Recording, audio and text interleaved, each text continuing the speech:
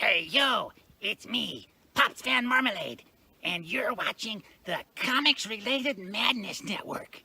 Huh? So come get some. CromCon. CromCon.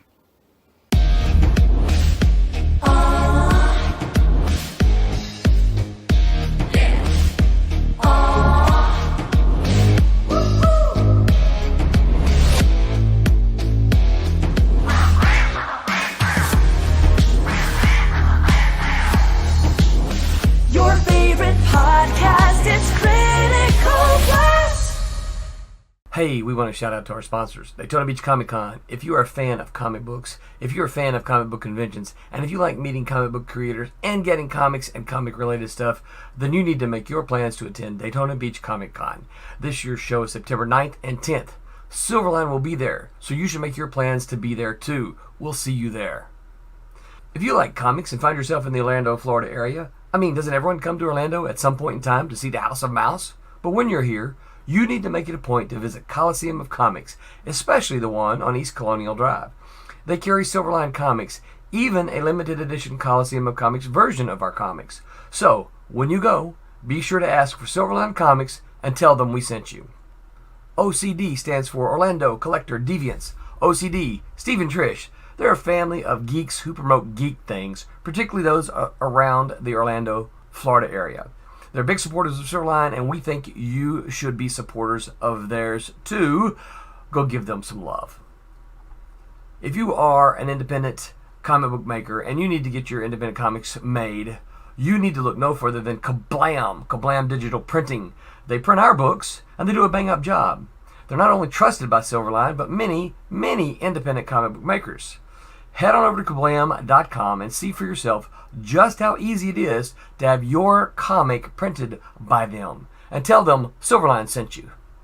Hi, this is Tim TK, host of That Silverline Show on Tuesday. Join us at 11 p.m. Eastern, 8 p.m. Pacific every Tuesday night as we discuss pop culture and the joys of making comics. Hi, I'm Barb Kilber, co-host of Silverline's Wednesday Wham. Join us each Wednesday night as we discuss comics, literature, movies, and anything else that may catch our attention. I'm Roland Mann, and I host Silverline's Silver Sunday. Join me every Sunday at 8 p.m. Eastern as we make mine Silverline. The wondrous world of Wednesday Wham, where we discuss all things Silverline, and particularly tonight, creating timeless characters. We welcome you, and we have special attendees this evening. We'll start with ladies first. So Barb Kelberg, the Empress of the Inks, is here with us to join the conversation. And we also have the legendary Rob Davis of Twilight Grim for Silverline and other wonderful licensed properties like Star Trek, etc., etc. There's so many we can't list them all right now. But welcome, Rob. We appreciate you being here tonight with us. Glad to be here. Well, we're looking forward to our discussion here tonight.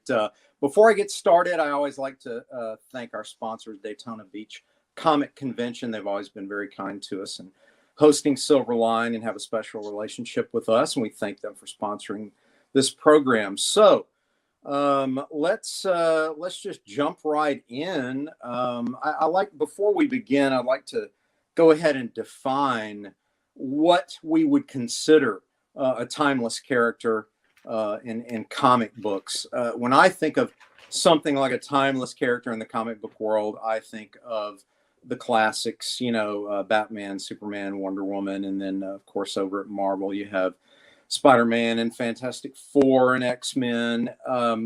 But what comes to mind with you guys? Barb, I'll start with you. When you think timeless, is it 5 decades, 7 decades? Is it a decade? I mean, what's a good litmus test for timeless in your mind these days?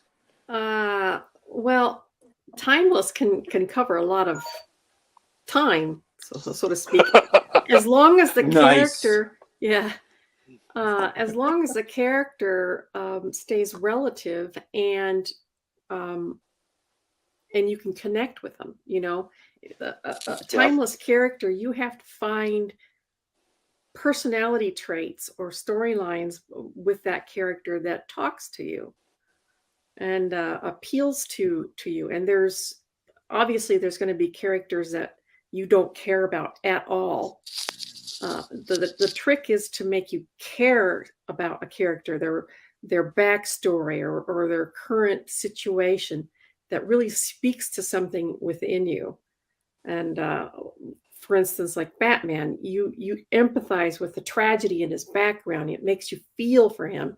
You have a real empathy for this kid that lost his parents, and you want to see him get justice. So we're rooting for him, and that ties you to the character. You want to root for them. You want to see them win in certain ways. Yes, I think empathy is a big part of it. I know that's part of the keys to it. Rob, what do you define as an enduring character? I mean, there are the classics that have lasted for decade after decade, and then there's some of the newer characters that are still around. We could go back to the early '90s with Spawn, for example, and an independent character that has lasted quite a while. But what are some of the characteristics in your mind? Barb rightly pointed out empathy. What other characteristics hold for a well character? yeah it's hard to quantify that, because it, like I mentioned while we were still in the green room, that it's kind of like capturing lightning in a bottle. You can't plan for to create a character that's going to be timeless like that. I mean, you look at the prime example to me is Sherlock Holmes, created in the 1800s, late 1800s, and is still as popular now, if not more today, than he was when he was created. Now, why has he stayed popular?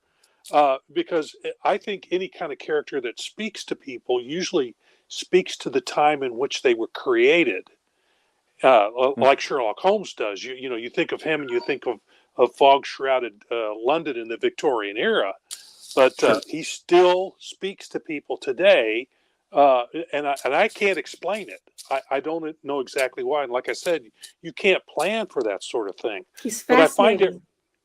I find it really interesting that the character that Barb mentions, and you mentioned, Superman and Batman, and I guess you could include Spider-Man in that too. They're all orphans. That's Daredevil. true. Daredevil is an orphan. So's Tony Stark. Yeah, exactly. I mean, how many quote unquote timeless characters are there that have some? Yeah. There you go. There's another one. I mean, you could start digging deeper into it, and it's something we all. Again, it's that empathy effect. And that doesn't fit Sherlock Holmes. I mean, if you read the stories and you watch really well done depictions of him in TV and movies, he's I wouldn't want to hang out with him in real life. No, he's kind of an asshole, but he's fascinating how he figures things out that he just draws you in. Right. I think it's Watson that the reader sympathizes with more than putting up with that asshole Sherlock Holmes. So I don't know, but I find it interesting, and I hadn't really thought about this before. But as soon as Barb mentioned that about the tragedy in his family, I'm going, well, Superman, his planet blew up. He lost his whole planet. Daredevil, his father got killed.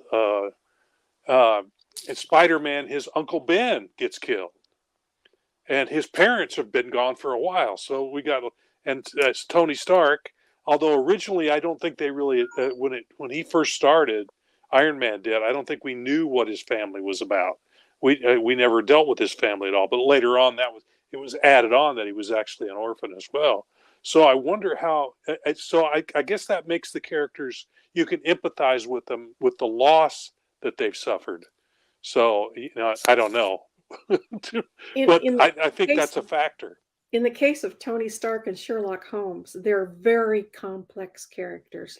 Yes. They are the anti-hero.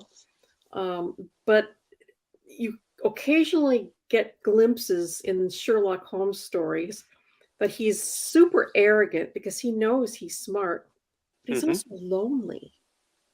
You know, he doesn't let you see it very often, but you catch glimpses of it that he's lonely. He wishes he could connect with people. You get that in Cumberbatch's portrayal of him, that he's arrogant, but at the same time he's saddened by the fact that he's arrogant and drives people away. But he can't be anything all else. Of them, they really connect with Watson because I think this is the first real friend he's ever had.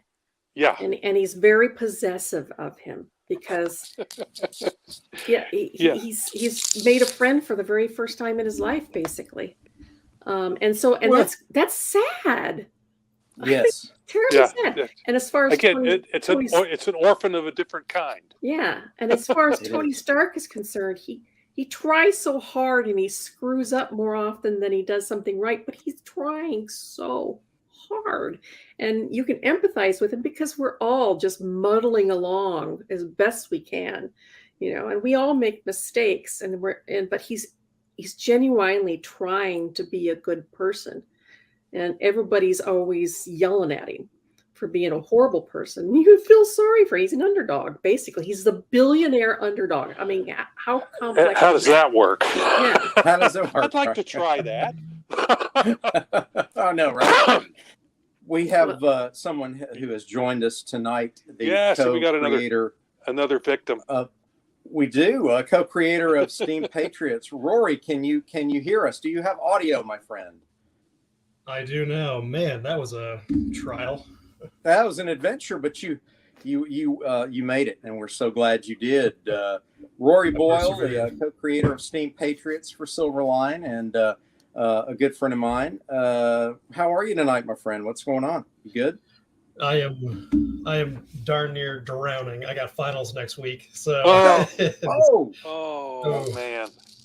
I'm glad you made time for us, man. I'm glad you made time for us. We're currently in the discussion of creating timeless characters, and Barb and Rob have done a tremendous job just to sort of digging into. We're scratching the surface here of what makes a character enduring and timeless. For the purposes of our discussion, we're gonna stick with primarily characters that are either comic book or tangent to comic book pop culture. Rob so rightly brought up that Sherlock Holmes is one of the most enduring characters, having been created in the Victorian era, late 19th century England. What makes Sherlock Holmes compelling to you, Rory? I'd like to hear your take on it. Mr. Steampunk. Mm-hmm. Well, speaking of Victoria, when Scott and I first put it all together, the first publisher to pick us up was this guy named Richard Monson-Hafel, and his current project was Steampunk Sherlock Holmes.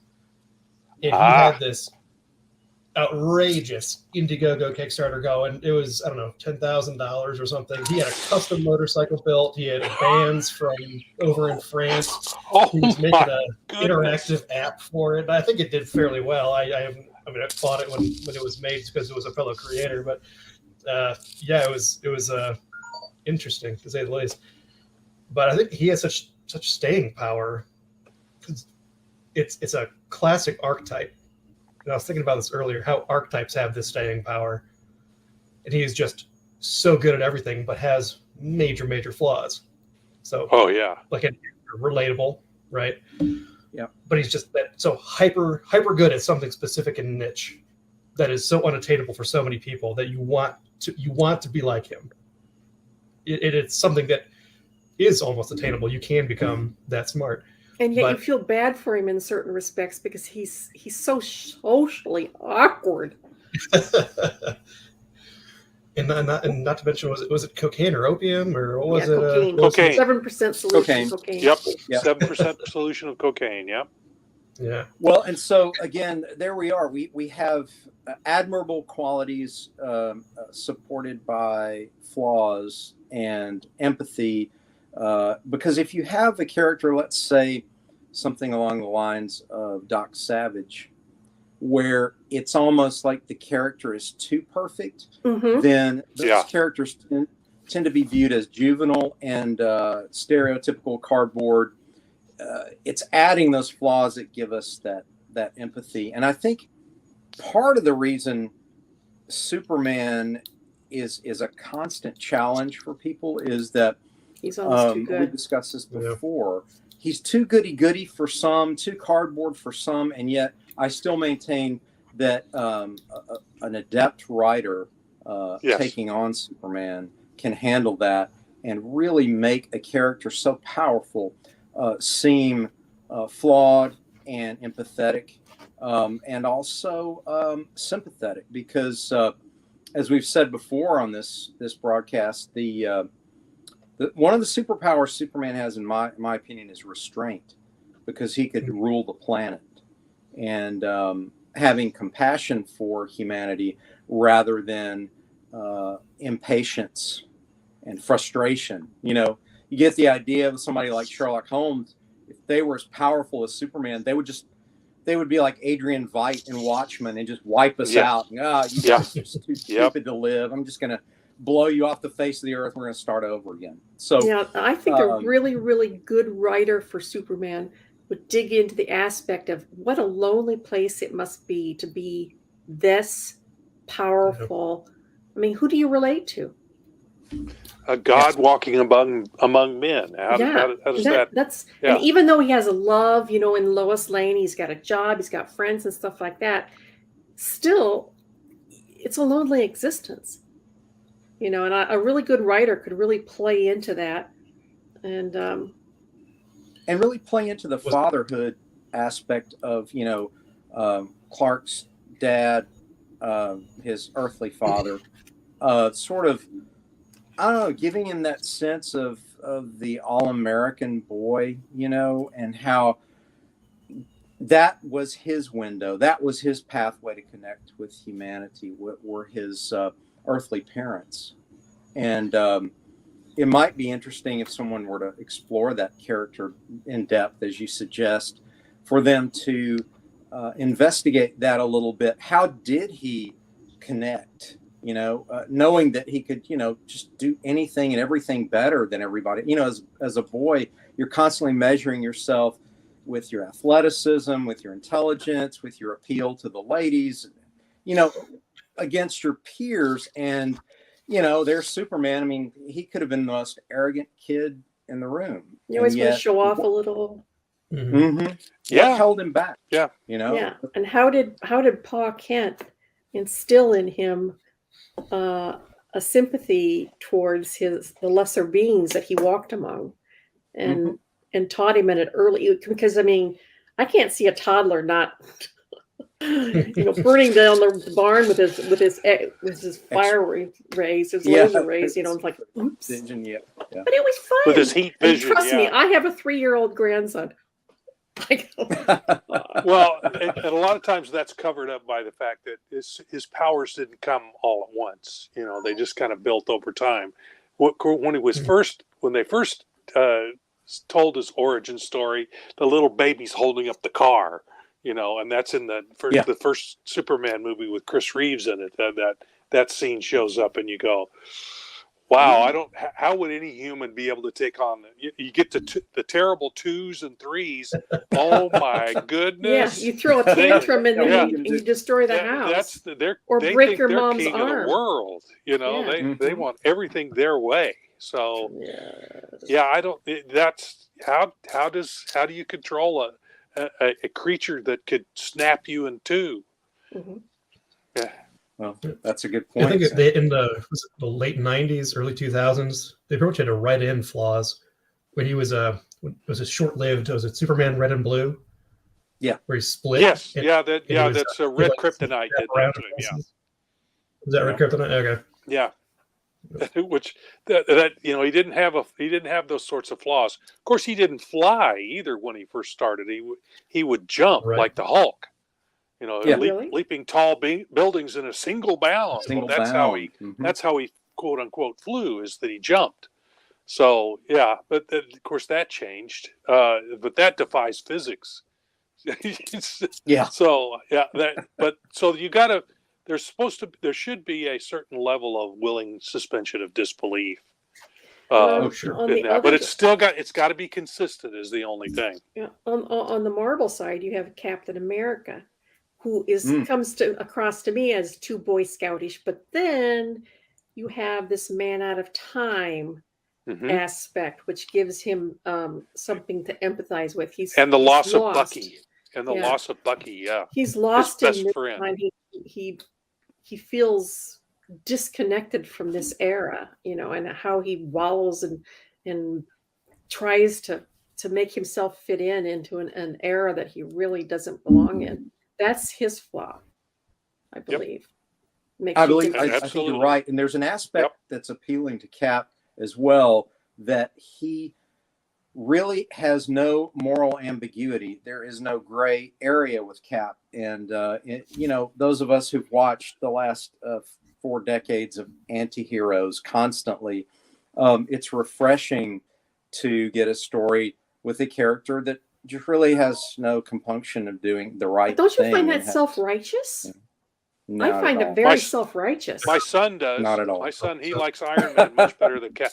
I'm a Captain America guy, and he's an Iron Man guy, and he's the one scene in the Marvel Universe movies where Iron Man says, "I want to just punch you in your perfectly white pearly teeth."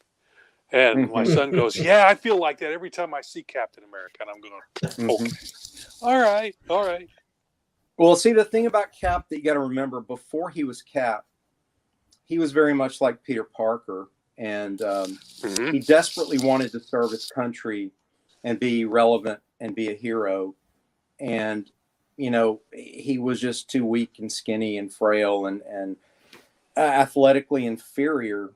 And so once he's Cap, that appreciation for the underdog remains. And also he hates bullies. That's one thing that they brought out in the Captain America solo movie.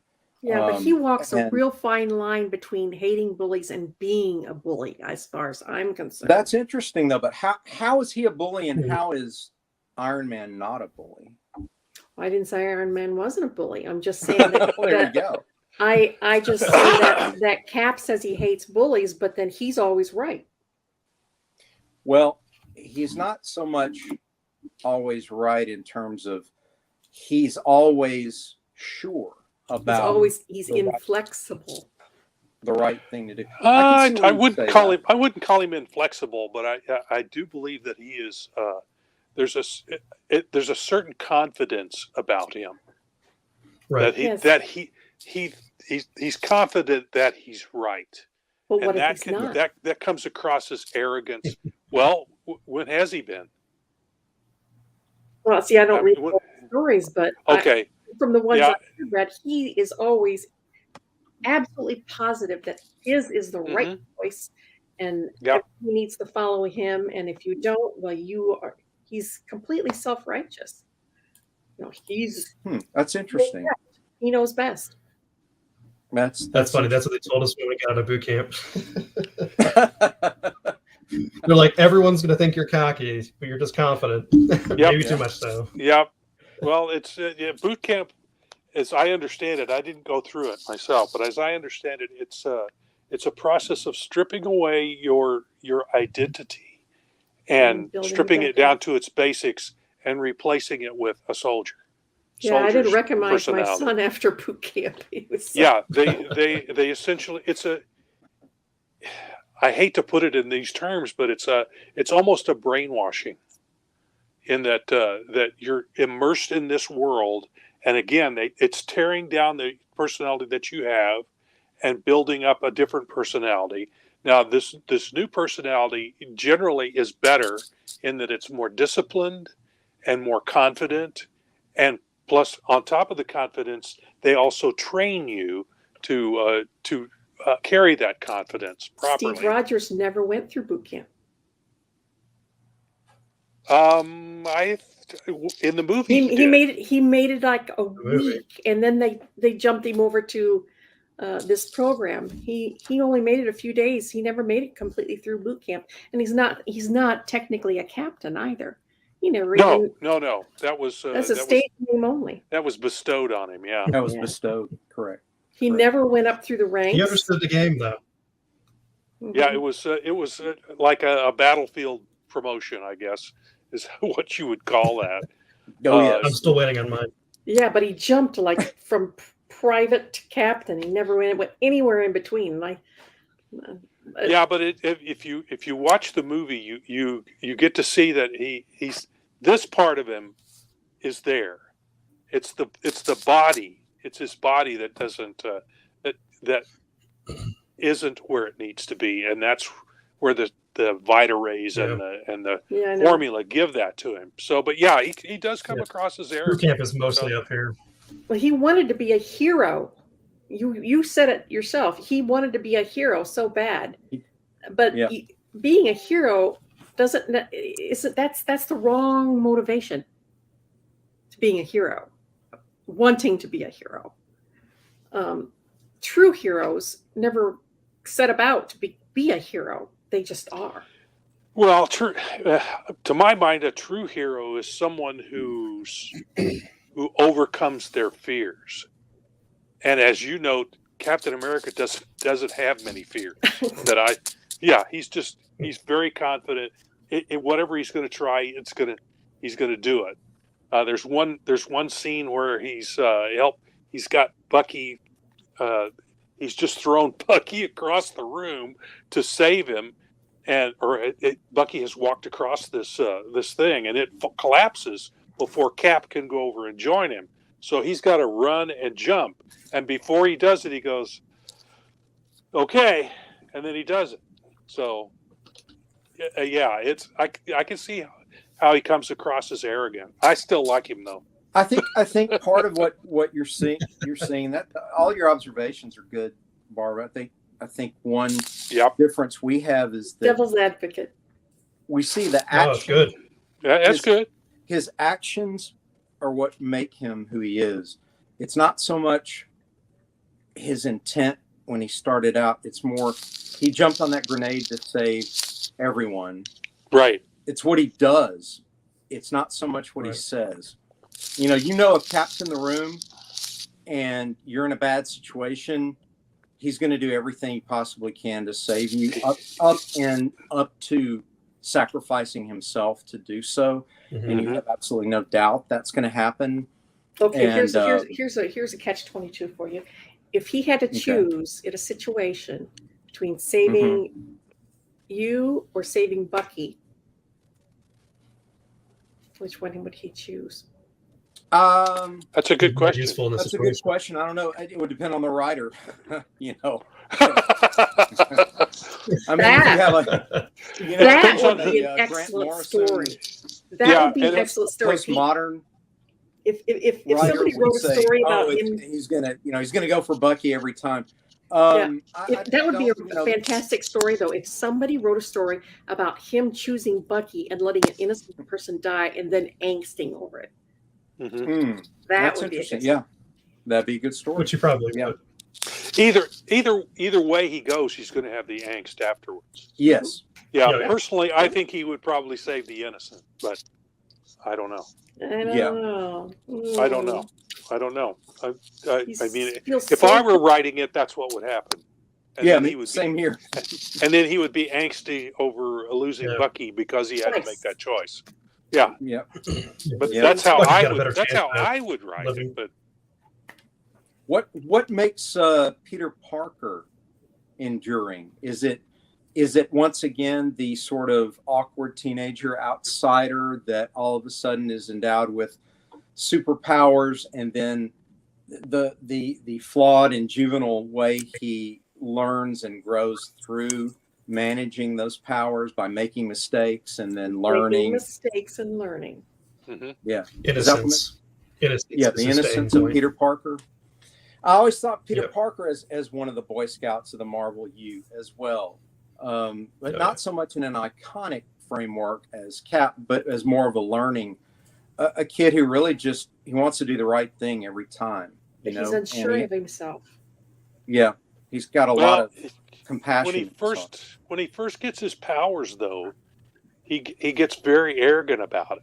Yeah, yeah. And but then he when Uncle Ben dies because of a choice that he made earlier, yeah, it just, the whole thing just kind of collapses on him, and he's got to rethink his whole thing. But yeah, that he's human in that, you know, anybody who's been given that much power is, I don't know any person that suddenly, if you tap them with a magic wand and gave them superpowers, that they would handle it perfectly right out of the gate. They would it would go to their head.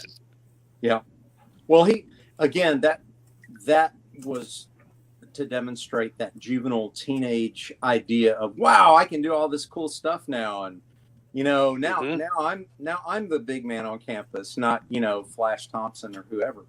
And so that it was sort of fun to watch him grow out of that and be like, okay. And then of course the angst of losing Uncle Ben, that is the driving engine, right? Wouldn't you guys say? Yeah. I would think, yeah. Peter Parker. And so the empathy, the compelling sort of empathy connection with the viewer and the reader would be growth for Peter Parker, right? And teenage growth specifically. Yeah. Okay. Yeah, because we all go through that. Right. We all go through that awkward stage of you're gaining more adult power, but you don't have everything up here to know how to deal with all that, deal with the responsibility and the powers that you get as your body gets stronger, and you're, especially in the case of males, you're intimidating by the size that you get. I mean, I was more Peter Parkerish myself. I was kind of a scrawny kid, and so I was intimidated a lot by the bigger guys. So how do you deal with that? Some of them become bullies. In fact, most of them become bullies until they kind of grow out of that. And then, you know, us scrawny kids have to learn how to deal with that. You learn how to be funny, or you learn some sort of defensive mechanism. So it's that growth that you go through that period that we all empathize with Spider-Man, and even Tony Stark, who kind of goes through that as well. You know, because until he gets that shrapnel in his heart, he's one arrogant asshole. Yep. And he's still arrogant, and sometimes an asshole even after that. But he's a good. He at least tries to do the right thing. It's he a tries redemption to do good arc. things. Exactly. Very much. Exactly. Very much so. Yes. Yes. I think So everybody flaws- loves a redemption arc. Yep. Oh, yeah. And the Spider-Man and Iron Man both have that. Yep. They do. They do. That's why Shawshank Redemption is always like what, number 1 or number 2 in the movies. Yeah, because the redemption arc. So I guess we've sort of illuminated a few qualities here: flaws, empathy, a redemption arc, the ability to identify with the leading character. But what about relatable? Excellent. Let's get into a little more philosophy here. Let's get into ideology a little bit. Rory, talk to me about the enduring value of what it means to be a hero, and whether the hero-villain concept is part of what makes these characters last for decades, or is it the deconstruction of the hero-villain concept as employed by people like Alan Moore and Grant Morrison and all the postmodern types? You know, is it one or the other? Is it both? What about that ideology part of the mythology that we're creating here with these epic characters? Well, dang it, Dean, I'm a biology major.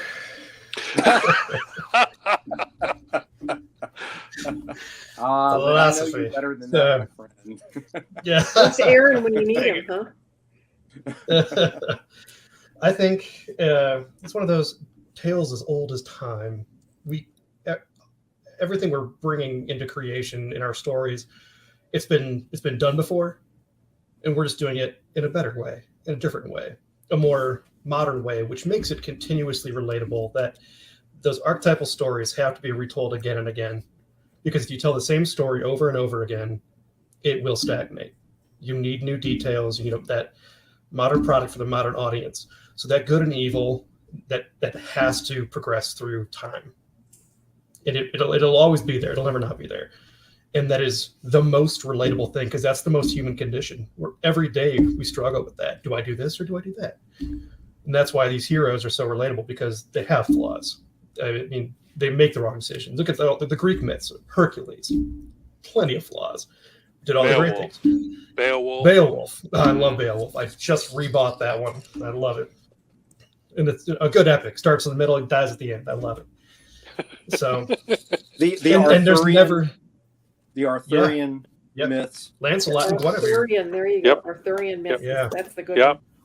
I got a couple stories on my back burner for those. Man. The idea that growth and choice and the epic struggle, it goes so much deeper than we think, I believe, because you can go all the way back to Hindu, Buddhist philosophy, Judeo-Christian philosophy, all the way David back. David and his mighty men. Yes. Well, good and evil, night and day, yin and yang, cold, hot, day and night. Where you can only see the light because of shadow. You only see the shadow because of light.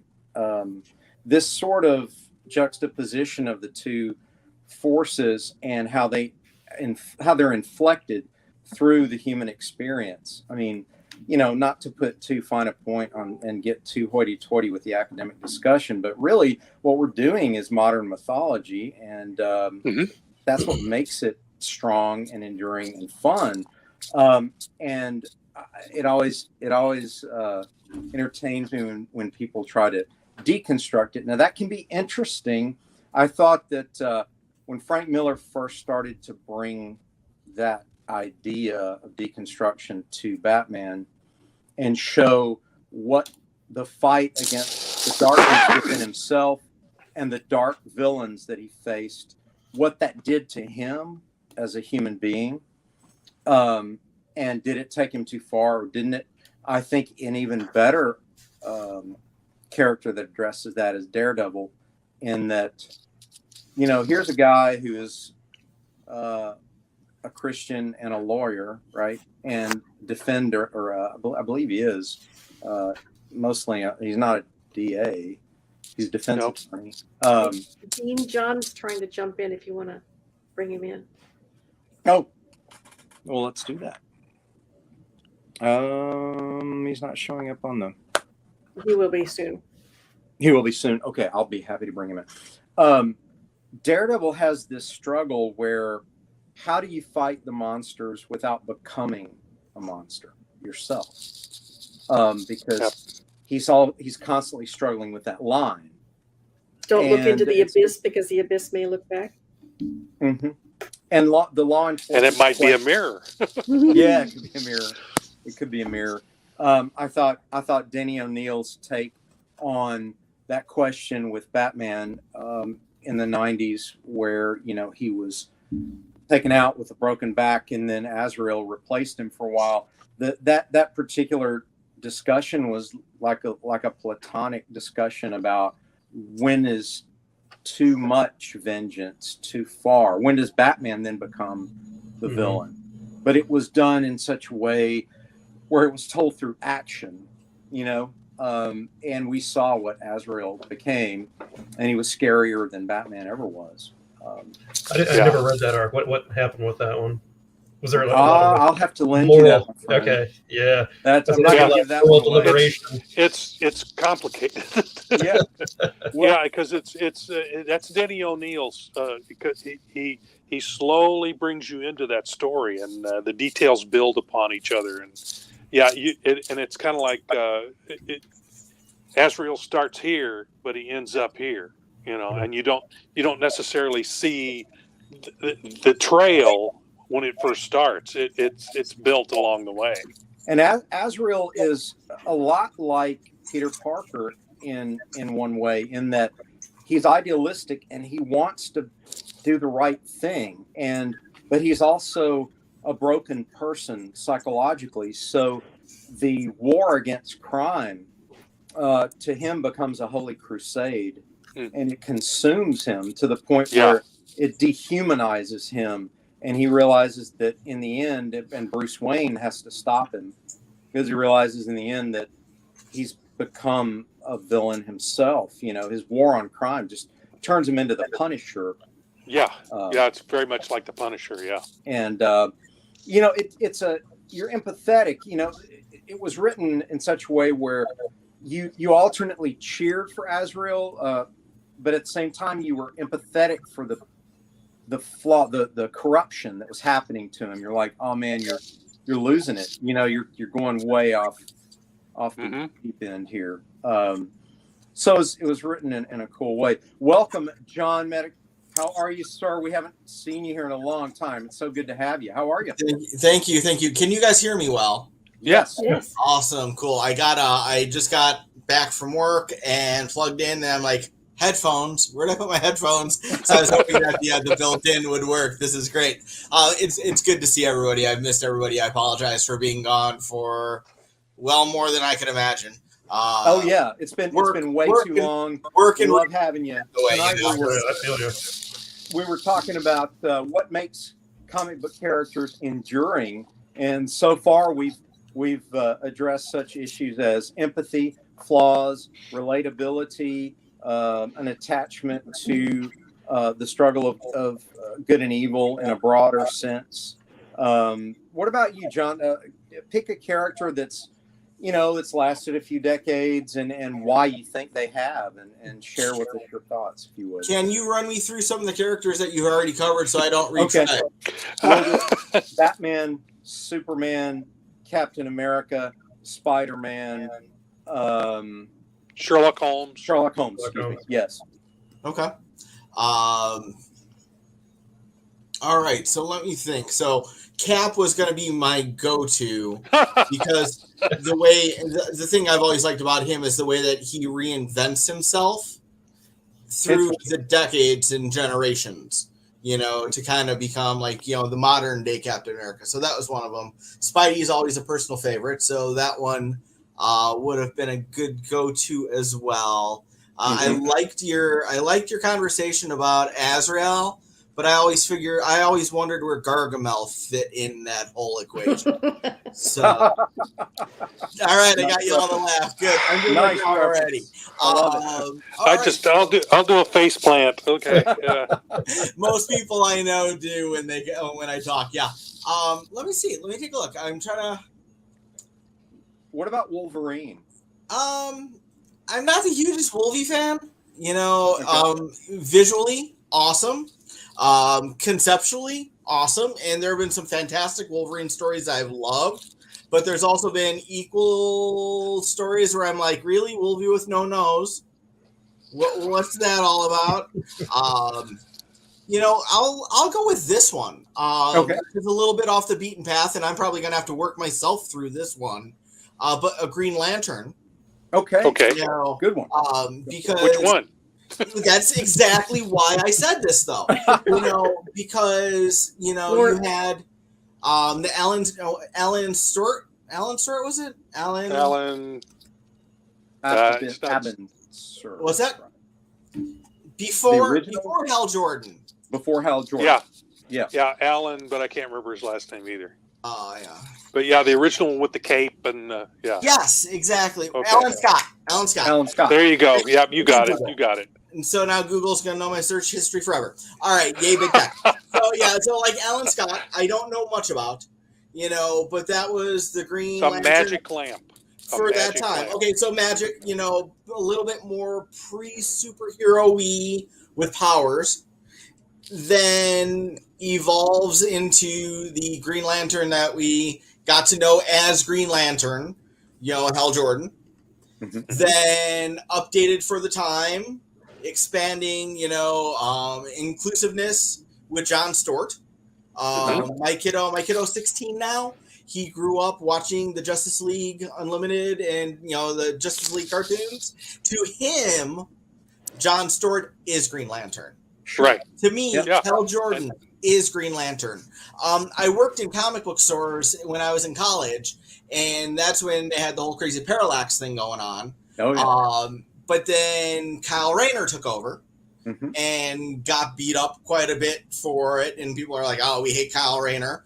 But after a while, people came to love Kyle Rayner because that was that Green Lantern for that generation. Yes. So I think the kind of, I'm sure that you probably tied this into Batman a little bit since I heard the Azrael part. And when he took over for Bruce for a while, and then Dick Grayson took over for Bruce for a while, like having like the mantle that you could pass down from generation to generation, and where each one of the recipients, characters, keep holders. No, that's not it. The ones that are keeping it safe and keeping the tradition alive. I think that builds into timeliness, even though it might not be the same exact person, like Hal Jordan for 45 years. You know, it is Green Lantern. And then, of course, when they, started exploring more with the Green Lantern Corps, and, we've got, I can never pronounce his name, the big pig-looking dude, starts with a K. Matt Kilowog, you know who I'm talking about. Yeah. Ganthet, and then all the other ones, they were able to take that into different areas, but kind of like the ones that were on sectors close to Earth, that I thought allowed, the whole idea of passing down the mantle or the title or multiples with the title, each getting their own time in the limelight, helps with timeliness. Yeah, I think that's a good point. The idea of the powers and the rank being a title, almost like royalty or something, or rank. I think Nexus had that too, right? There was the role of Nexus. Yes. I never knew that. Yeah, the space executioner. He was chosen to be that. So kind of like a Captain Universe. Yeah, yeah. And the idea too that the Green Lantern Corps, as it were, that was like what they were space police, right? Yeah. So, yeah. Again, you're tapping into law enforcement on a cosmic level. And so they have the relatability immediately built in because everybody knows law enforcement. Right. Yeah. And then what was it? The Dark Stars that were kind of button heads with the Green Lanterns for a while, kind of trying to do similar things. Yeah. That would be different, almost like denominations or different departments, or and for God's sake, let's take a look at our own country, CIA. FBI, they don't share anymore. They hate each other, but they're there for the same reason. We're all jealousies. There's jealousies between them. There's jealousies, yes, and rivalry. That's a very human trait that people understand. Mm-hmm. So that worked. To help that character endure as well. And I mean, who doesn't like a magic ring? Those were big cool things when that character was created, right? You got the magic ring in your cereal and all that. So having that magic token, we haven't talked about much of that. Like you had, I'll go back to Arthurian myth for a moment. You had Excalibur. So the ring, the Green Lantern ring could be like the Excalibur for the Corps. So what are some other characters that have an item that help them or that's indispensable to them? It could be, I guess, their powers. What about Iron Man's suit? Right? Doctor Strange. With the Agamotto. That's a good one. I'm trying to think if there's any others that come. The Phantom with his rings. Yes. That he imprints the skull on people when he punches them. Yeah. Those are passed. That's passed down generation after generation. So that kind of fits in there as well. I'll never pronounce this one right either. Tonight's my night for bad pronunciations. Okay. Thor with his Uru hammer. Monular, is it Monular? Mjolnir. Okay. Meow. My favorite interpretation of Thor ever when Beta Ray Bill got it. Beta Ray Bill. I love Beta Ray Bill. You know, Beta Ray Bill #1, Frog Thor #2. Frog Thor just cracked me up. They jumped the shark for me with the Frog Thor. I was in junior high when that happened, so to me that was just like the bomb. That was awesome. That jumped the shark for me. I was done. Tommy says, "What's up, beautiful people? Hey, man, we're just living the life." Who's he talking about? I know. Can't be me. Must be Barb. Amy Stefani says, "Hello, everyone." Hello, Amy. That's my girlfriend. That's one of the beautiful people. Yeah. We're just trying to break all this down and make it understandable for everyone. But if you were going to sit down and say, okay, I want to create a character, and Rob touched on this when we first began the discussion. It's almost impossible to calculate. Otherwise, everyone would do it. It's like a Hollywood blockbuster. If they could all make money like a blockbuster, then everyone would be a blockbuster. But there's an intangible quality to these creations. So what we're trying to do is at least describe the elements that we can quantify. So, Rob, if you're creating a character, do you just I'll use a colloquialism I use all the time. Do you just pull the Todd McFarlane and go, hey, man, it's cool? And if I think it's cool, then other people might think it's cool. Or do you have a calculation in your head like, this is popular right now, so I'll tap into this? How do you go about it when you're creating, whether it's designing or conceptually creating a character? Well, again, when you bring up Spawn, it's the ugliness and the quote unquote coolness of the drawing, and I think that came first in that case, and then he started applying things to that in order to make it a more three-dimensional character. It wasn't just the drawing anymore. He had to add stuff to it. A lot of times that is the way to start, is with an image in your mind and then build it that way. You can also do it the opposite direction, where you come up with what's the underlying what's the basis of your story? What story are you trying to tell? What things about human beings and the interactions between them are you trying to bring out, and what kind of character can bring those out? And I think that's how you make a timeless character, is to tap into that, figure out what kind of character can do that for you, then create one that does it really, really well, and then that becomes timeless because everybody can kind of identify with that particular character. So there's many different ways to come at it. As an artist, I would probably draw them first, although I did create a series called Spirit of Route 66 that came to me in a dream. The concept for it came to me in a dream. It was the concept was, let's put together Quantum Leap and Route 66. Wow. And this guy has his father passes away and leaves him a 1966 T-Bird. Yeah. That he refurbishes, and in the process, the car gets a connection with the father, and becomes essentially a time machine. As he's driving down Route 66 trying to recreate a trip he and his father took when he was little, the 66 takes him through time to different eras that the Route 66 was existing. So from 1925 to late, I think 70s or 80s, there's all kinds of stories in there that you could tell. So that was the concept I came up with. It wasn't even the character. Now I had to have someone in that, and I also had to have a character that person would talk to. So there's the son who's got the car that travels through time, and then his father pops up every once in a while that he talks to as a ghost. So that's cool. So yeah. So and I've only been able to write one decent story for that because I'm not that great a writer. I'm okay, but that's a good idea. I like that. But that came to me in a dream. So I woke up one morning and I went, wow, that was an interesting concept. So I wrote it down, and it took like 10 years for me to finally get it put on paper. and actually, I actually published it. But it's things like that you come up with.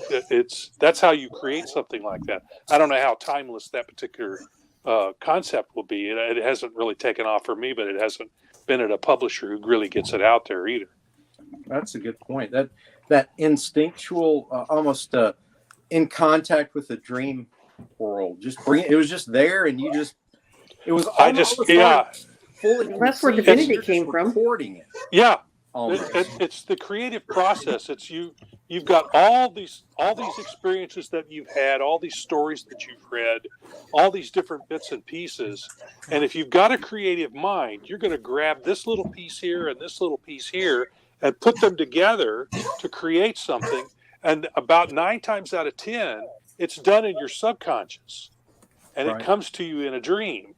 So it can come to you in a dream, or it comes in a brainstorming session where you're going, well, I like this piece, I like that piece, I'm going to throw this together and see what kind of goulash I can come up with. No, sometimes it'll come out really well, and other times it'll stink. But that's how divinity came about. I had been pondering all kinds of different concepts for days, and one night I fell asleep and it all just came together in a dream. All the piece too, wasn't it? Everything was there. Mm-hmm. All the pieces fell together, didn't they? Everything. Everything was there. I think when you're not pushing it so hard, you have a chance to sit in your subconscious. It just gels. Most of my dreams, if I shared them in a public forum, I'd be committed. I didn't have happy white jackets on right now that tie in the back. A lot of mine are very weird. It's that TMI especially since COVID. I still remember a dream I had when I was a little girl. I was riding a horse. The horse was bareback, no saddle, and the horse was covered in mayonnaise. I was having a hard time staying on. I would imagine. Wow. I know. Okay. Wow. Yeah. There's a psychiatrist's dream there, Bart. I know. I was only like 8 or 9 years old. I don't know where to go with that one. All that's going through my mind is, One thing I do is I'll saturate my mind with subject matter that is relative to the general concept that I'm trying to work on, right? So a soundtrack or a film or what have you. What about you? Do you saturate, or is it just bolt out of the blue? You mean immerse yourself? And yes, immerse yourself. Everything? Yeah. Rory, wasn't Steve talking about, or Scott talking about playing old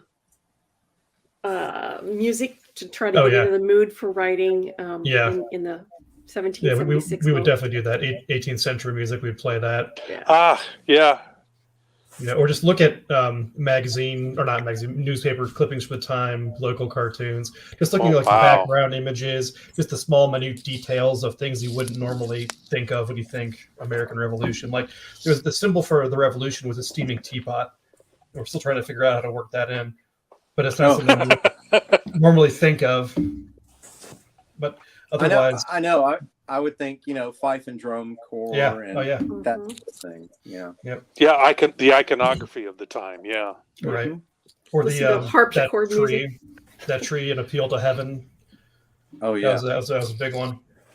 One of the things that I found when I started writing, my first comic, Sniper and Rook.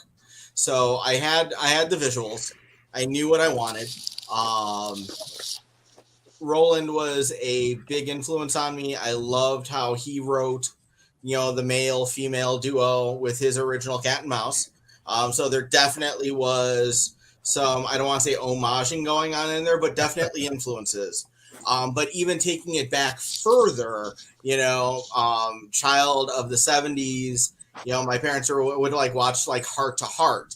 And then Moonlighting, when my kid was 5 and I'm watching Moonlighting disc, he's like, "Could we watch that show with the guy and the girl?" And I'm like, "These two?" And he's like, "Yeah, So I had always kind of been really pulled to the guy girl dynamic. X-Files, boom, blew that out of the water. The Thin Man.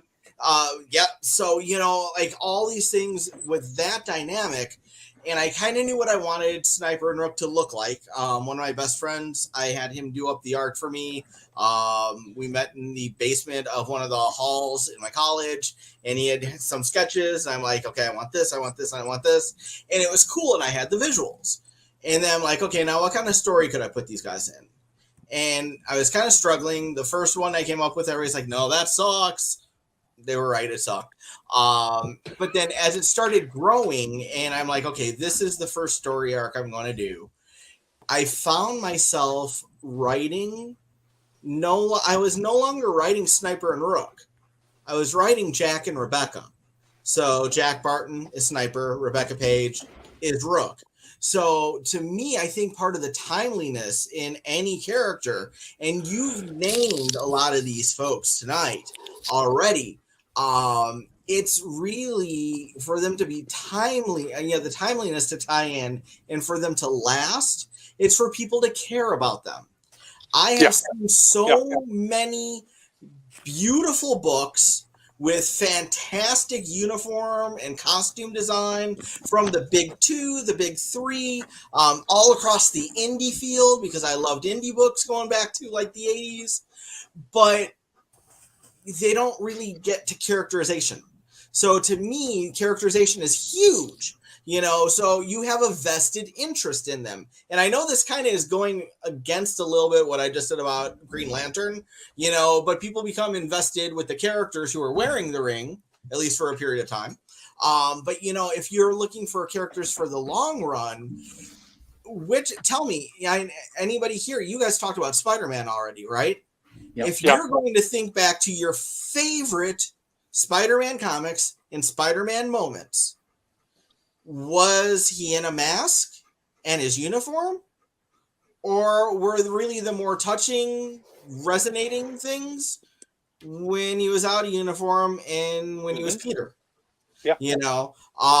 Most of us can't relate to Bruce Wayne, the millionaire playboy. Unless anybody I relate to half of that. Yeah, he looks like he could be. I'll give him that. He's always so suave. But I mean, like, there is that character in his angst that people, latch onto, and then you bring in the Bat family with this ward and that dynamic. More orphans. What's that? It's a theme we touched on at the very beginning before you came in. Yeah, orphans. All these orphans. Yeah, orphans. Yeah. So I think a lot of the timeliness is a connection to who is in the uniform, not just the uniform, no matter how damn awesome that uniform may look. You know who else is another timeless character that everybody can relate to? Brett Larson. Charlie Brown. Character. Oh, Charlie Brown. Yeah. Charlie Brown. Charlie Brown. I used Charlie Brown reference 2 days ago about Lucy pulling away the football from him. Yeah. And that I felt like Charlie Brown. Yes. Because we've all felt like Charlie Brown at least once. Absolutely. Oh, yeah. Absolutely right. I wanted to we've touch all on one thing. fallen in love with that redheaded girl across the classroom that we just can't bring up enough courage to go talk to. Right. I wanted to touch on something, John. You mentioned, Peter Parker with the mask on or without the mask on. I had one of the most emotional connections with that character when both of those elements were involved, and that was the death of Captain Stacy, when Peter Parker is in his costume and he's holding the dying Captain Stacy, who's the father of his girlfriend Gwen Stacy at the time. As if you guys didn't know that, I'm just throwing that out there, if in case somebody listening didn't know. Spoiler. Spoiler. And if you don't know it by now, you need to know it now. Oh, damn it! You just ruined it for me. Captain Stacy looks up at Spider-Man in the mask, and he says, "Take care of her, Peter." And that was one of the most powerful, because I was a kid reading that, and it was one of the most powerful scenes I'd ever read in a comic book, because it played on those emotions of Captain Stacy knew it was Peter, and that combination of he was dying, he wanted his daughter to be taken care of, but letting Peter know, you're a good kid and I know you're doing the best you can and all that. And it all just focused on that panel, and never forgot that. Forgot that. The other one was the classic scene when Gwen dies and he's holding her and he's shaking his fist at Green Goblin. Yeah. And he's like, I'm going to kill you. You'll die for this or what have you. Is this when she snaps her neck? Yes. Yeah. Yes. See that one. That one got me. Yeah. When he tries to save her and he webs her ankle, and when he does that, her neck snaps. Yeah. The whiplash snaps her neck. And Dean, you're absolutely right. He was in Mask in both of those scenarios, but they weren't doing superhero stuff. Exactly. It was Peter that was reacting to the death. Yes. Not Spider-Man. It was Peter that Captain Stacy was talking to, not Spider-Man. And then I'll throw in, I think one of probably the most touching Spider-Man comic ever. If anybody disagrees, you're just wrong. Okay. Don't say the Clone Saga. Don't say the Clone Saga. I love the Clone Saga. Oh my God. Ben Reilly is the one true real Spider-Man, and thank you, Stephen Butler, Silverline alum and still creator, for drawing so many issues of Scarlet Spider. But that being said, the kid who collected Spider-Man. Yeah. I told you. If anybody's never read that, you really should. The Kid Who Collected Spider-Man. It was about a young boy who is Spider-Man's #1 fan. He has a scrapbook of Spidey's adventures since the beginning. Spoiler alert for a 35-year-old book. And Spidey pays the kid a visit in his bedroom. And, he's talking to him. They're looking through the book together. And the kid's all like psyched that his #1 hero's there talking to him. And Spidey's like, well, I got to get going. I got to take care of the city. And he's like, Spidey, will you tell me who you are? And he's like, kid, I can't do that because my whole family could be a danger to people I love. He's like, I promise, I'll never tell anybody as long as I live. And then he just stops and pulls off the mask and says, my real name's Peter Parker. And he's like, I took many of those photos that were in there. And like the kid gives Spidey Peter a big hug, and he's like, I promise you, I'm holding you the promise. And the kid's like, I promise as long as I shall live, I will never tell anybody. And the boy had leukemia and passed a day or two later. Oh, yeah, I know, right? Yeah. I'm like, you get the feels. That one got me choked up. You get the feels. Yep. Oh man, and that was Peter who did that. One more. Yeah, one more. Gotcha. Really early on. So this is still Steve Ditko era. When Spider-Man is trapped under the wreckage and the water's starting to drip down. Was that with the shocker? No, it's before that. Okay. It was. Wasn't that Doc Ock? I think. Yeah, I believe it was Doc Ock. I don't remember who the villain was in this. But anyway, he's trying to get a cure for Aunt May, who he's given. It's kind of a convoluted story, but he's given Aunt May a transfusion when she was sick, and the radioactive blood that he has tainted her. So he's trying to get a cure for her, and the battle that he gets into collapses most of this building, and he's underneath this huge piece of machinery that in one issue at the end, he can't lift it up. So again, and then the next issue, he's still going through all the angst, and then he finally just grits his teeth, pushes it off of himself because he's got to save Aunt May, and he pushes this huge piece of machinery off. So again, it is Peter that causes him to do the heroic thing because he's got to go save Aunt May. He can't not save her. So again, the characterization. But that's one of my favorites. That's a good one. It's an underlying characterization that connects us to him as bringing it back around. That you're right, John. The character. It's not just the trappings. It's not just the heroics and the cool costume. Which, by the way, I still think Spider-Man's costume is probably one of the coolest costumes I've ever seen. I agree, and It's a classic. I'm gonna go on the poop list on this one. No, my favorite iteration of the Spider-Man costume. So I just announced my love for Scarlet Spider. Love Scarlet Spider's original costume with the hoodie. But when Ben Reilly did take over as real Spider-Man for a while, I loved his costume. Okay, I missed that. One, I missed that. the best one was drawn in a double-page spread by Brett Booth. It was when they crossed over Spider-Man. I was not reading Spider-Man at that point. I missed those. It was very, very honored. It honored the original larger Spider, a little bit of webbing down by the ankle area. And it lengthened, the webbing on the side a little bit, and larger Spider. It was great. So it was very true to the original with a little bit of spin of his own to make it his own. I thought it was fantastic. So yeah. I thought you were going to say the black suit, and I was going to be like, what? The black suit. I kind of like that one. I like the black suit. I was kind of just really seriously getting into comics when that was happening. Okay. Dean, Tommy wants in. Tommy. Wow.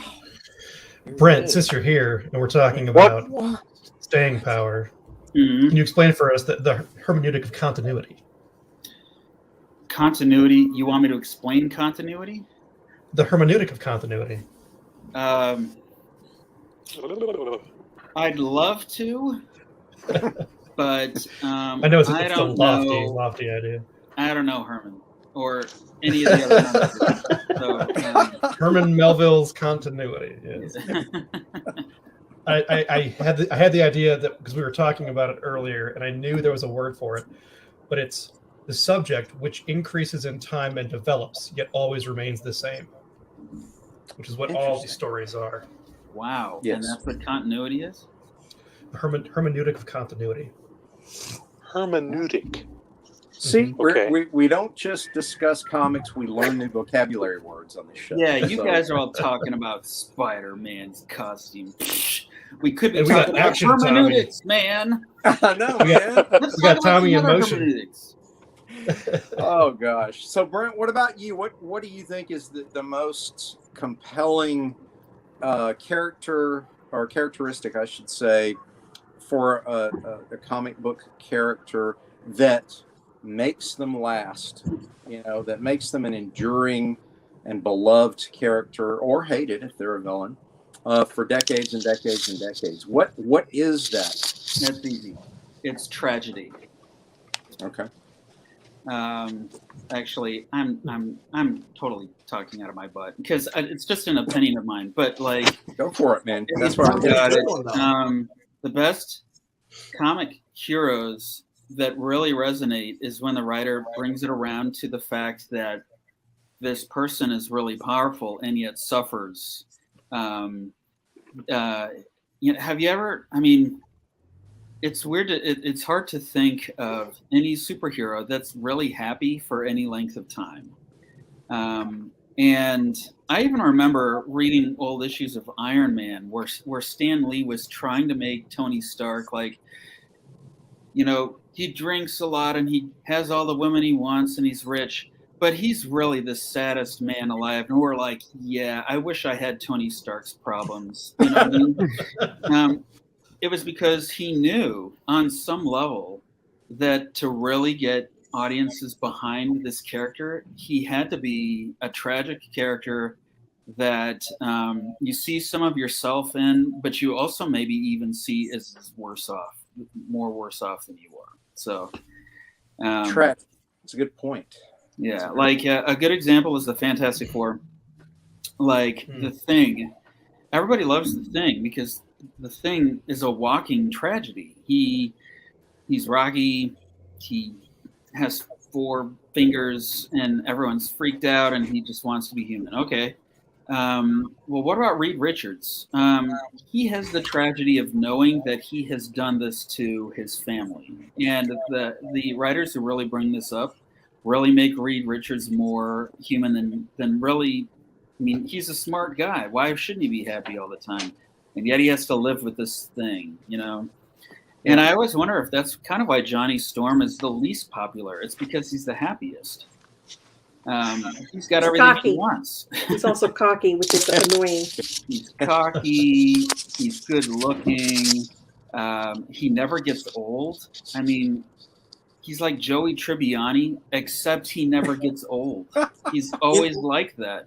You know what, Brent? Since you're saying that, though, and since we're talking timeliness, I'm wondering if you could kind of tie some of that together, because as we get older, that's when we would pick up and recognize the stuff about Mr. Fantastic. Thing is kind of obvious. The younger kids probably would be the ones who like the Torch, because they're like, that's what I would do. I'd go pick up chicks and I'd show off and show my flame powers. And so if But the that's whole the strange title thing about can it. be timely, as you're you're growing from connecting from one character to the next to the next. I never liked the Torch, and I started reading comics when I was 14. He was kind of a jerk. Massive putz. I mean, I can't even tell you very much about him that really sticks. It was always fun, like when him and Spidey would kind of prank each other. Yeah, That was almost he was, like- he was channeling Flash Thompson, the bully that picked on Spidey all the time. Yeah. So Spidey never really liked Johnny Storm that much. They just kind of, they heckled each other when they would have adventures together, which I kind of liked that. That was entertaining. And shock! One of the coolest Spidey Torch interactions that I remember, because I just thought it was so awesome, was once again Ben Reilly took over the Spidey costume, and he meets the Torch for the first time there, and then Torch is like, "You ain't him," because the attitude was completely different. Yeah, and it goes back again to the person underneath the suit. Yep, that's what it always comes down to. Mm. It's the humanity. That's what the humanity, the tragedy, and the humanity. So, all right, most enduring comic book character without thinking about it in your mind. Mine is Batman. Brent, go. Oh man, that's tough. I love Superman, but I think I love him more as I get older, and he resonates a little more. But frankly, Spider-Man, probably, he's just the guy that tries and fails and tries again. So Good you call. can't get any more endearing than that. So yeah. Rob, what about you? Favorite without thinking about it? Captain America. Awesome. I was a scrawny kid. And probably number 2 on that list is Iron Man, because I also was into science, and the scrawny kid could take science and make a suit that would make him strong, and so both of those things appealed to me when I was a kid. So I was a happy camper when was it Tales of Suspense, I think, where it had both Captain America and Iron Man in it. So that was a happy day when that came about. But yeah, those are the 2 characters that I most identify with, because I was kind of a scrawny kid. Spider-Man kind of fits in there too, but I couldn't see myself getting. I had trouble with that spider bite. Yeah, I never liked I just couldn't quite get with that part. Yeah. Mm-hmm. Barb, most enduring. I'm gonna go with the character that goes even beyond the comics for the general audience. I'm gonna go with Charlie Brown. Awesome. Awesome. Because he goes way out beyond yes, he does. the comic book niche. He goes everywhere. He's all over the world. That's fantastic. Yeah, That's true. I love that. The ultimate underdog. Rory, talk to us, my friend. Well, at first I was thinking Spider-Man Captain America, because it's very, very Steve Patriots, that young up and coming. Probably somewhere in the subconscious floating around. The more I think about it, Batman, because he's the most everyman. He doesn't have superpowers, and he has all the things that are readily attainable. So you can strive toward that, and it's not a pipe dream or anything. Yeah, that's what brought me to the Batman world. I was fascinated by the fact that he had no superpowers, other than wealth. But that back then, I was a kid, didn't understand. What's your superpower? I'm rich. Yeah, I'm rich. Yeah. But I like the fact that through study and discipline, he could accomplish anything. And there was something encouraging about that. He didn't have a serum. He didn't get bitten by a radioactive spider. It was just his force of will. He could become more than just a regular human being. Yeah, the strong part of Batman is his intellect. Mm-hmm. And it's also his flaw, because he would go not too far, but he had the contingency plans for everybody else. So how do you trust a person who could think like that all the time and plan for it? Yes, plan everything. Is that number one? Keep it in his mind. It's all there. Yes. Yeah. Right. Yes. I heard It's Batman described once, and this is funny, I'm bringing it around to the beginning of the discussion with Sherlock Holmes, but I've heard him described as Sherlock Holmes as a ninja. And in a way, he kind of is both of those characters in one. The physical discipline and the mental discipline in one person. And then the flaw is what Barb has touched on so often tonight is the isolation, the loneliness, and also the single-mindedness that prevents him from relating to regular people like Sherlock Holmes in a way. So there's that tragedy Brent was talking about, rears its ugly head once more. We're getting close to the end of the broadcast, guys. So in these last 10 minutes, what I want to do is throw it open out there. We very often touch on pop culture things. And Barb revealed to me that she had seen Ghostbusters Afterlife. And I really, really want to hear her take on it with a non-spoiler review. Go, Barb. Non-spoiler review. I went to see it yesterday. Mm-hmm. It's always $5 Tuesdays, and us senior citizens, we can get in for nothing hardly. So I always go on Tuesdays, which works out well for the Wednesday podcast. I know, it's great. It was fun. We enjoyed it tremendously. It was a great homage to the originals. And the only complaint I do have is that there was a lot of places where I didn't care for the mother figure too much. I thought she came off as way too negative. But I mean, she was sassy and sarcastic, but just a pinch too negative. But otherwise, it was just rollicking good fun, and we got to see some interesting cameos. Oh, nice. Yeah, and stick around to see the Easter egg in the mid credits, because talk about a cameo.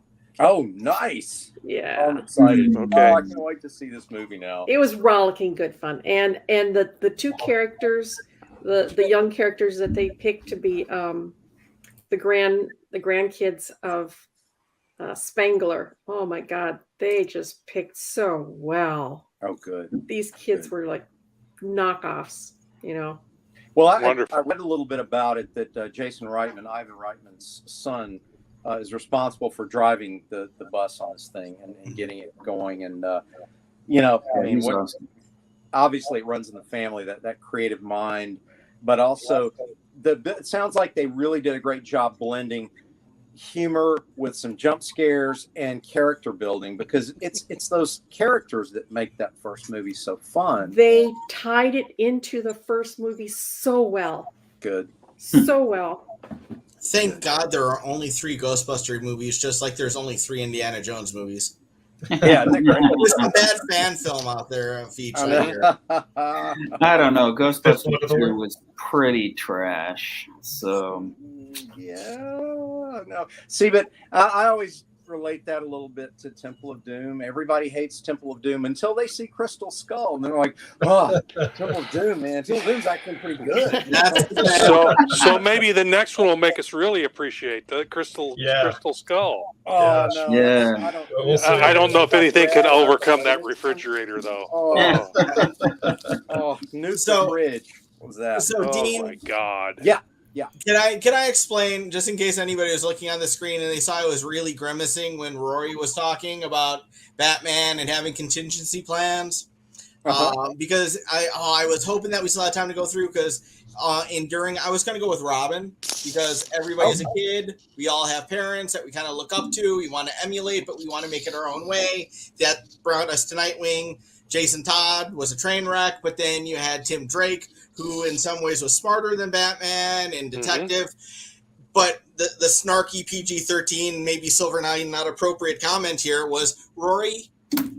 Batman didn't plan for everything. Otherwise, that night with Talia al Ghul resulted in Damian Wayne. Yeah.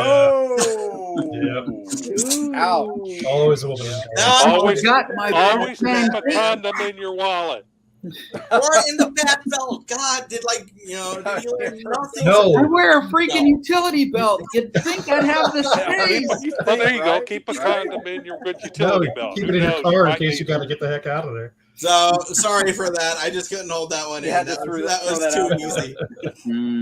For the longest time, John, and you may know the backstory to this, that was not considered canon for a long time, and then it was folded into canon. Yeah, because it was during the not necessarily was it an Elseworlds? Format. It was the larger size graphic novel. It was a larger size magazine format. Yeah. What was it? Called Son of the Demon. Son of the Demon was the name of it. The was black Brian cover Batman's over on the left hand side. Yes. Who wrote it? Do you guys remember? I'll find out. Hang on, I've got it. Ooh. Oh yeah. Mike Barr and Jerry Bingham were the two that created it. Where is it? Mike W. Barr and Jerry Bingham. Mike Barr. 1987. Mike Barr. Hey, it's not Barr. Yes. I think Roland. Outstanding. But yeah, it's I like that one. It was this weird sort of off the beaten path story that everyone said, yeah, well, that really didn't happen or whatever. And then I think it was early 2000s when they decided to come up with Damian Wayne and write him. And paired him up with Dick Grayson when he was over with Batman for a while. Yeah. Right. And the way they write him is hilarious. He's like a young Victor Von Doom, really. Yeah, that's a great way to put it, really. Yeah. He's just a jerk. Yeah. I mean, he really is. He has the Talia is attitude his problem. mom, so, he thinks he's the best Robin ever. He thinks he'll be the best Batman ever. Chip on the shoulder, but he also is trained as a killer and has killed people, so he has the muscle to back it up. Yeah. Well, before wouldn't you love to see that though, like Batman, Dr. Doom? That'd be cool. Mm-hmm. I kind of wanted to. That'd be an epic battle.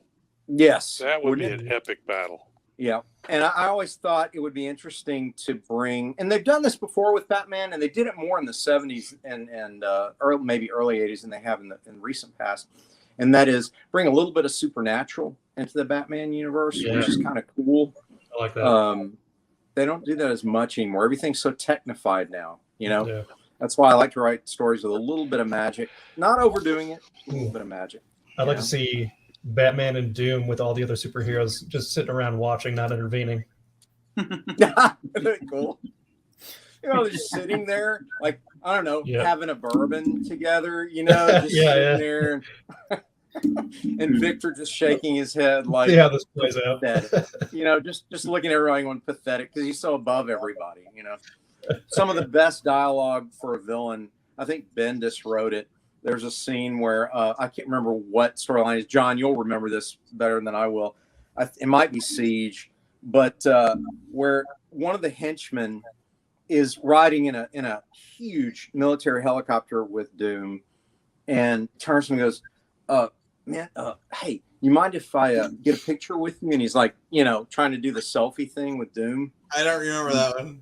And Doom just kind of looks over at him and says, "Do not speak to me again if you wish to live." Like just the perfect. That's Doom. Very Doom thing to say. That's Doom. Yeah. There's like no sense of humor. Just talk like, about a you're time. just a fly. Talk about a timeless character. Yeah. Victor Von Doom. Yes. We didn't touch on villains enough. We might say that for but there's show. One, and Darkseid's another. So Darkseid and Doom, both from Kirby. Yes, good call. Yeah, Thanos, of course, from Starlin. So yes. So so we've got some timeless villains too, but we didn't cover them. We didn't cover that. We'll have to cover that in another show. Yeah, if we if we do a part 2 to this, I think that we could have some time to think up some more. There's I a ton of definitely them. throw the Punisher in on the next round. Let's talk about that. Let's maybe we do a part 2 next week, guys. If I can get you guys to come back and join us, Rob, John. Same bad. I'll have to look at my schedule, see if it's open, but I might be able to do it. I'd have to look at my calendar and see what's going on. I love it. I appreciate you guys being here tonight. Again, we want to thank our sponsor, Daytona Beach Comic Convention. We thank you guys for joining us tonight. And as we like to close out, we always like to use our classic phrase, which is our motto, which is make mine Silverline. Good night, everybody. Good night. Night.